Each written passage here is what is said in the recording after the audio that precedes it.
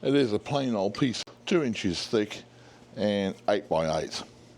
I'm going to first off make a very small bowl out of this, but the most important of this video is to use a brand new texture tool. And the Manpa mini cutter is the thing that I'm going to be using on this bowl, just to get some texture on the outside. I'm going to let you to see the actual tool itself. It has carbide triangular cutters. This whole thing is 3/4 of an inch in diameter on the top of the head.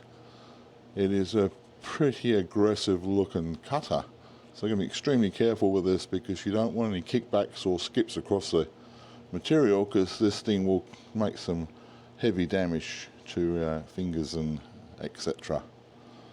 So you can see there it's going to be quite a nice little cutter. I've had some practice with this on some scrap, and it does cut nice and neat. So I'm using the number 28 Series SR Fordham hand flex to use this. It's got a very nice neat hold on with the pen, but I'm finding it to be a lot better on this way with the types of cuts we're going to be doing, which is kind of straight.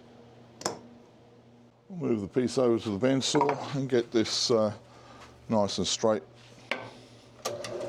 turn circle.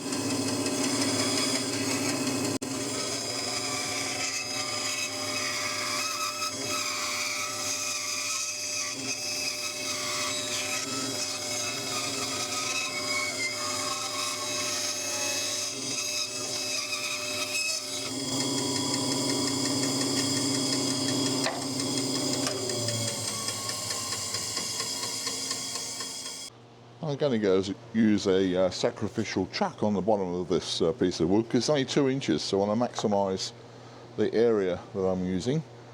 If I was to put a 10 in, I'm going to be losing 1/4 to 1/2 an inch on the thickness, so I want to maintain the 2 inches.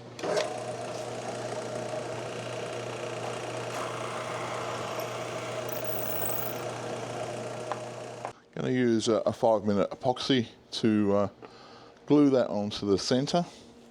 Just going to look at the grain structure in here. I can see most of the grain is this way, so going to fix it on this side.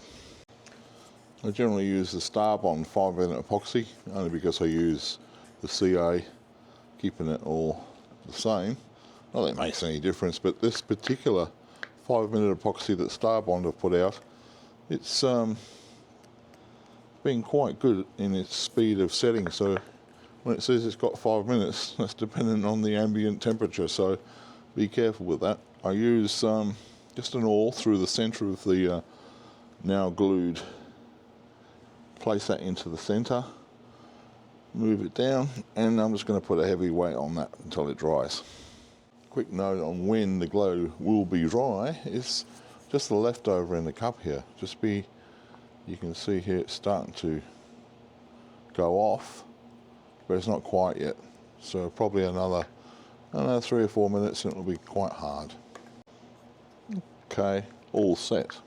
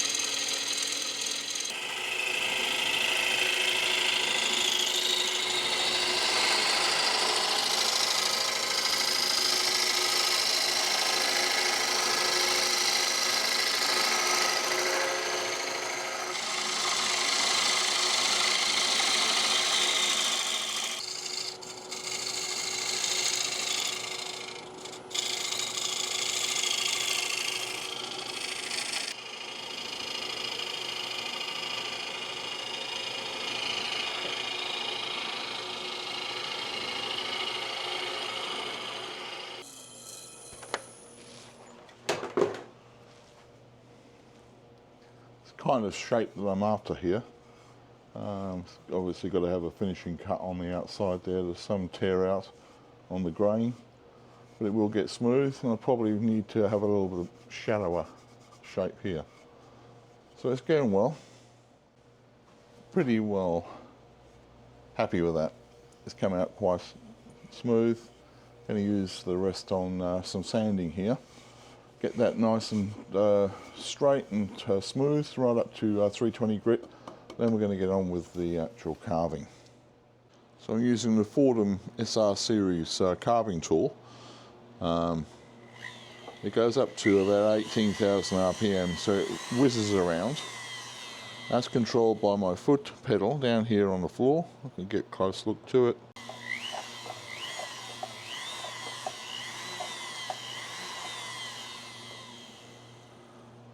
So I have total control over this piece.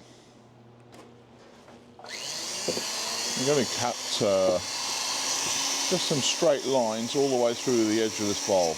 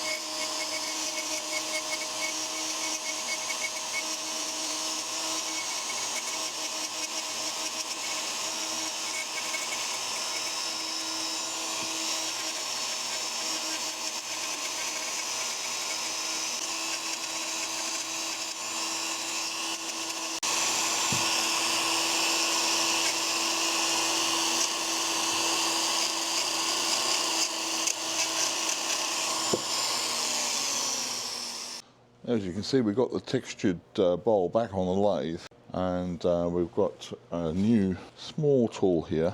It's a nylon sanding pad.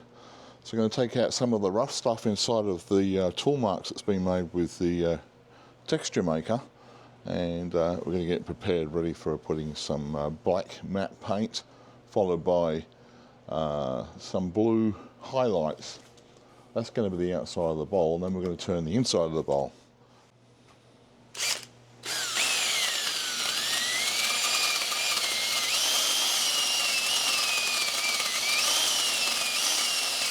So we're going to use some Gidday Master Finish. It's a matte black base, which we're going to use on there now. And the lathe is protected, the bad is too. We'll just spray this on.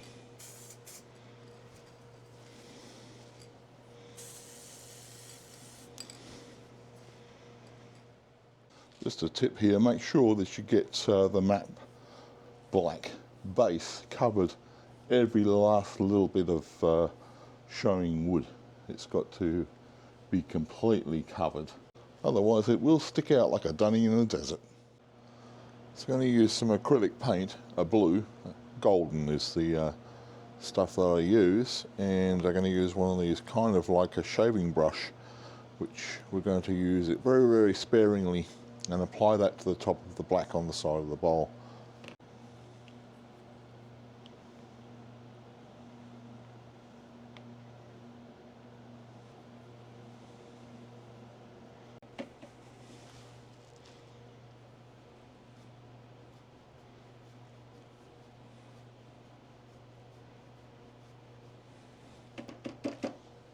The idea here is that you apply the blue very sparingly, but not letting the brushes go into the crevices or the lows. So it's just the highs that get the blue tinge. It's a little bit difficult to just to touch, not to really scrape it into those holes.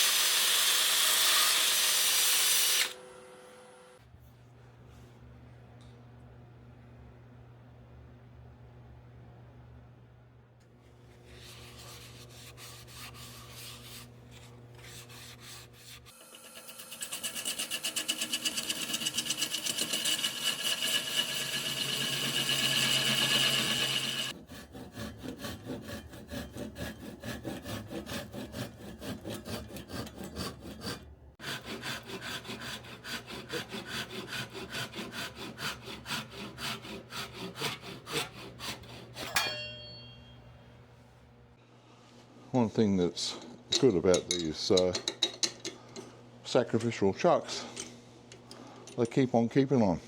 So we've got our little chuck there, that'll go for the next little project. On goes the friction chuck to hold on the tenon removal, which in this case is the sacrificial chuck, but it's the same size. That's going to go onto the here. We've got the centre marked, and we're going to put the tailstock up to hold that tight against there while we make the finish off the bottom of the bowl.